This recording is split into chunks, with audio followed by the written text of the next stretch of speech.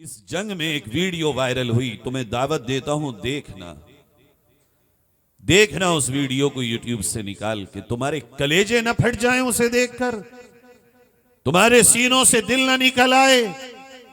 एक वीडियो है, एक बच्ची है 11 साल की, और उसकी गोद में एक नन्ही सी बहन है, उसकी 2.5-3 साल की होगी। वो अपनी बहन को थपकियां देकर सुला रही। एक नौजवान आया उस बच्ची के पास और कहा, बेटी यहां क्यों बैठी हो? खैमों में चलो, यहां तुम अकेली हो, क्या करोगी तुम, क्यों हो यहां? पता उस बच्ची ने क्या कहा? अगर दिल हो, वाकई दिल हो तो दिल से सुनो। उसने यूं हाथ से इशारा किया और कहा, ये खंडरात देख रहे हो, ये मलबा देख रहे हो? कहां देख रहा हूं? कहा, ये घर मेरा था, इसमें मेरी मां थी, इसमें मेरा बाप था, इसमें मेरे भाई और बहन थे, सब शहीद हो गए सिवाय मेरे और मेरी इस नन्ही बहन के। का बेटी परेशान क्यों हो? हम तो वो खुश नसीब हैं जिनके किस्मत में रब ने अक्सा के तहफ्फुज के लिए शहादत लिखी। का किसने कहा तुमसे कि मैं गमगीन हूं?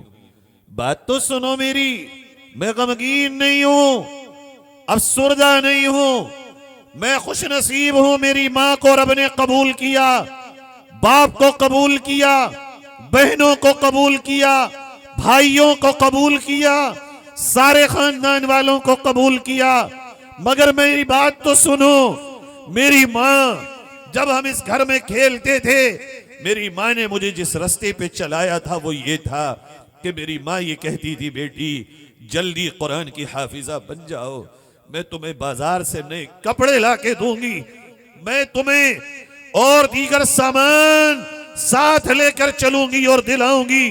मेरी मां शहीद हो गई, मैं यहां खंडरों पे बैठकर रोजाना कुरान के हाफजे को मुकम्मल कर रही हूं, और मुझे महसूस ये होता है कि रोज मेरी मां ही मेरा कुरान सुनती है।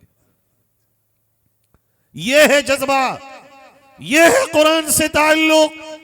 तुम्हारे घर में तुम्हारी मां प्यार करने को मौजूद है, पकवान बना के खिलाने को मौजूद है, बिस्तर लगा के सुलाने को मौजूद है, तुम्हारा बाप दस्ते शफकत रखने को मौजूद, तुम्हारे भाई और बहन साथ खेलने को मौजूद, तुम्हारे गली और मोहल्ले मौजूद, तुम्हारे घर सब सही और सालिम, फिर भी तुम कुरान से न जुड़ो, तो फिर ईमानदारी से कह दो तुम कि हमारा कुरान से ताल्लुक नहीं है, फिर अल्लाह को भी मेरी तेरी कोई जरूरत नहीं।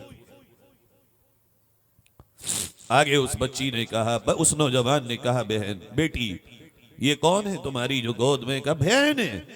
का देखो मैं तुमसे मिन्नत करता हूं, तुम्हारी मां वहां भी सुनेगी, खेमे में चलो, यहां क्या खाओगी और क्या पियोगी तुम?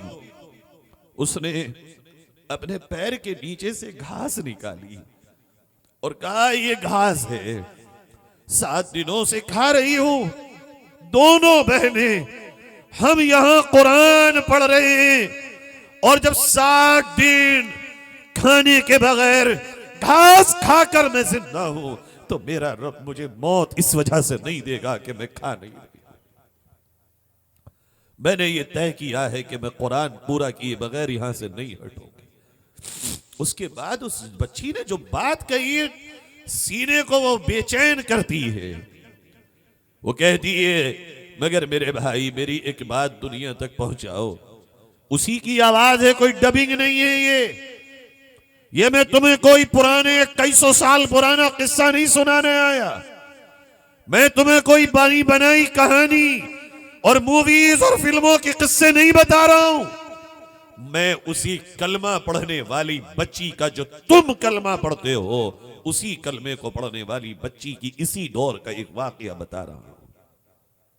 वो कहती है, हां कल कयामत तो आएगी, मौत सबको आनी है, सो मुझे भी आएगी। मेरी तमन्ना है कि जिस दिन मेरा कुरान का हाफ़िज़ मुकम्मल हो, रब मुझे भी शहादत की मौत दे, ताकि मां से मैं कुरान की हाफिजा होने की हालत में मुलाकात करूं।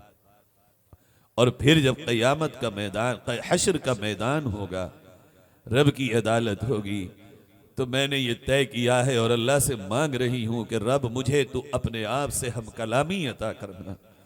और मैं उसके अर्श के सामने जाऊंगी और मैं कहूंगी और जरूर कहूंगी।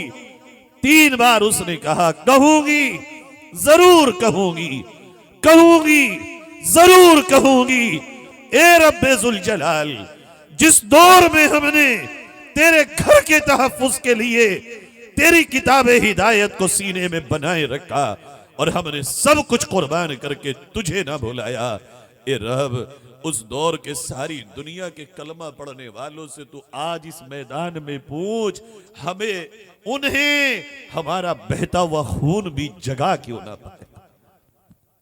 और मैं कहूंगी अल्लाह से, अल्लाह अगर इन्हें हमारे खून ने न जगाया, अगर इनके कल्बों में कोई गर्मी पैदा न हुई और ये तेरी तरफ को न दौड़े, तो इन्हें पकड़, इन्होंने हमारे खून का मजाक उड़ाया।